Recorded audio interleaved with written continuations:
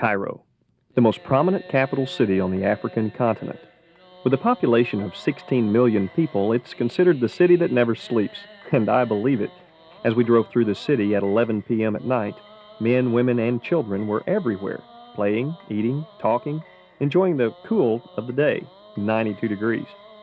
The city of Cairo blends the East and West, the modern and ancient. It sits on the Nile River in the center of a major trade route from Asia, Africa, and Europe. I found Cairo to have a mysterious lore about it, a fascinating place.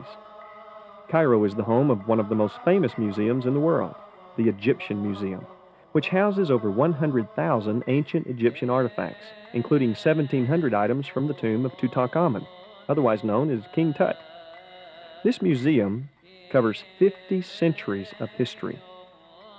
Cairo is also home to one of the 7 wonders of the ancient world, the 3 pyramids of Giza and the Sphinx. The Sphinx is one of the most famous monuments in the world. Containing the body of a lion and the face of a man, no one is sure whom it commemorates. Add to that the mystery of what happened to the nose. No one knows. Excuse the pun. Located behind the Sphinx, the largest of the 3 pyramids is the Great Pyramid. This pyramid was built by King Cheops between 2589 and 2566 BC. 2.5 million blocks of stone were used to build this massive structure. The second pyramid was built just southwest of the Great Pyramid by Khephren, the son of Cheops. Like all other pyramids, it had an exterior covering of fine-grained limestone, of which a remnant still remains at the top. The third pyramid is also southwest of the other 2. It's much smaller and is distinguished by the fact that the lower part of its sides still retains their granite slab coverings. The ancient Egyptians built the pyramids to serve as tombs in which the bodies of the dead kings could be preserved until the day of their resurrection into immortality. The 3 pyramids of Giza are surrounded by several small pyramids, and literally hundreds of small tombs of royal family members, nobles, and high-ranking people. Several people in our group who weren't claustrophobic decided to brave the secret chambers descending beneath King Titi's pyramid at Saqqara. It was an interesting experience, to say the least. You want to watch your head. Here we go, in the tomb. And this is spooky, kids. This is spooky. We gotta come back up this thing. We are under the pyramid. Here we go.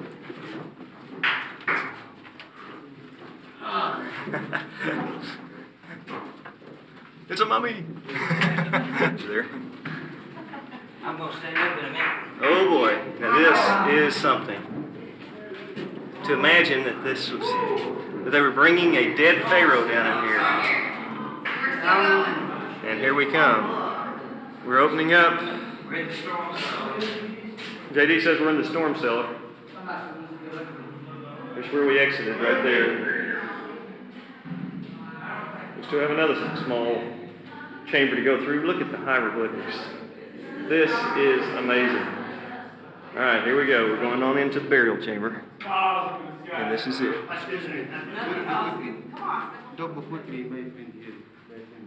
right.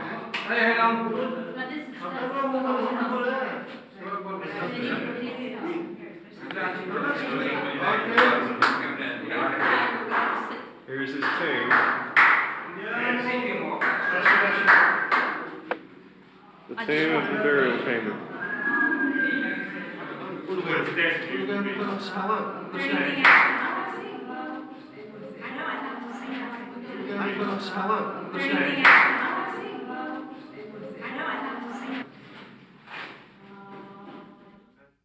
The ancient Egyptians were very religious. They interpreted life's events in terms of the relationship between natural and supernatural forces. For example, they saw the annual cycle of the Nile River's flood as an event caused by a god. Similarly, the daily cycle of the sun was caused by the god Ra, the creator god. The ancient Egyptians developed a worldview in which these and other events and conditions were attributed to the actions of multiple related gods and goddesses. Many temples were built for these deities. The Temple of Philae, near the southern city of Aswan, was built on an island of the Nile that was sacred to the goddess Isis. Commemorating several gods and goddesses, this temple compound was the last stronghold for Egyptian religion and hieroglyphic usage. The Temple of Komombo is unusual because it served as a double temple to 2 gods, the crocodile god Sobek, and the falcon god Horus the Elder. Komombo is located 50 kilometers north of Aswan on the east bank of the Nile River. Well, I'm not on a camel. It may look like I'm on a camel, but I'm not on a camel. I'm in a caleche. We are now, where are we? We're in Edfu.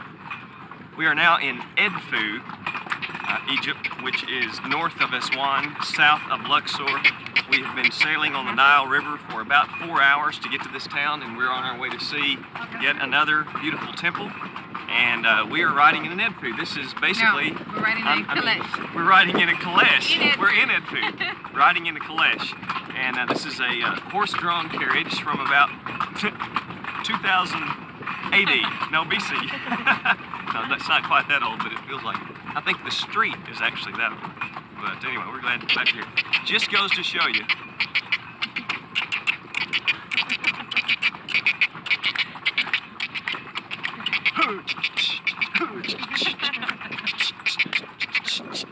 All right, anyway, so we're traveling all over the Bible lands. We've traveled by air, we've traveled by bus, we've traveled by minivan, by taxi, if you can call them that. We've traveled by foot. I don't know how many miles we walked this week. We've traveled by boat. Now we're traveling by caleche. Don't forget camel. And camel. Camel, Don't that's forget right. camel. And that horse just sneezed on me. Don't forget camel. We've done all of this to gather footage just for you. So I hope you enjoy this time in Egypt and this very smooth caleche ride. The Temple of Edfu is an incredible sandstone structure standing on the site of an earlier temple dating back 3,500 years. The present temple is only 2,200 years old, begun by Ptolemy III in 237 BC. Inside the temple is a large courtyard surrounded by gargantuan columns. The wall decorations depict temple liturgy and nationalism. The statue of the god Horus was cared for by the priest in an inner sanctuary of this temple. The Egyptian temples were built with large, bright rooms leading to successively smaller, darker rooms until the main corridor would end at the inner sanctuary, otherwise known as the Holy of Holies. Only the high priest and king could enter the Holy of Holies, and then only once a year. Upon leaving, they would cover the floor with sand. In this way, they could tell if anyone had defiled the Holy of Holies between visits. Our next visit took us to the Temple of Karnak in the ancient city of Luxor. 1/6 of the world's monuments can be found at Luxor along the Nile River. The Karnak compound consists of 2 small temples dedicated to the god Mot, the war god, and the goddess Mut, wife of the god Ammon. In between these 2 temples is the largest temple complex in Egypt and one of the largest in the world, the Temple of Amun-Re. 81,000 Egyptians worked in some capacity for the temple compound at Karnak. With 134 columns, this temple covers 56,000 square feet. The columns were massive. It took 14 people in our group to reach around 1 column. A purification lake is at the center of the compound, as well as a statue of a scarab beetle. Legend says if you walk around the beetle 7 times, you'll get pregnant. Notice I'm not in the picture. The temple compound at Karnak is connected to another temple 1.5 miles away by the Avenue of the Sphinxes. Sphinxes 6 feet apart line both sides of this ancient road built by Amenhotep III over 3,300 years ago. Ramses II, possibly the stepfather of Moses, built the outer court, including some colossal statues of himself. The Egyptians also had a strong belief in the afterlife. As a matter of fact, they didn't place much emphasis on their life on earth. That's why pharaohs spent much more money and effort building tombs that would last for thousands of years, while living in palaces made of mud bricks. They had an overwhelming desire to secure and perpetuate in the afterlife the good life enjoyed on earth. Most important for full participation in the afterlife was the need for an individual's identity to be preserved. The afterlife was assured by doing 3 things. First, preserving the body through mummification. Second, protecting the body in a tomb in which the name of the deceased was inscribed. And third, providing the deceased with food and drink, or illustrations of it in case no one was available to make the offering. Egyptian mummifying techniques evolved over several thousands of years. People weren't the only ones mummified.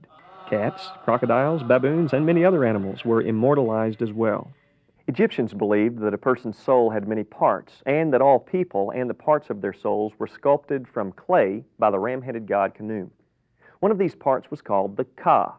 The Ka was a person's double, sort of an invisible twin, which supposedly lived in the body until death. That's why the ancient Egyptians thought it necessary to prevent the dead body from decaying, because the Ka still needed it. Sometimes a statue that resembled the deceased would be placed in the tomb with the mummy. These Ka statues were a backup to make sure the Ka had a body to belong to, just in case something should happen to the mummy. In addition to a recognizable body, the Ka also needed food to survive. When Egyptians left food and water in the tomb, they were leaving it for the Ka. Another part of the soul was called the Ba.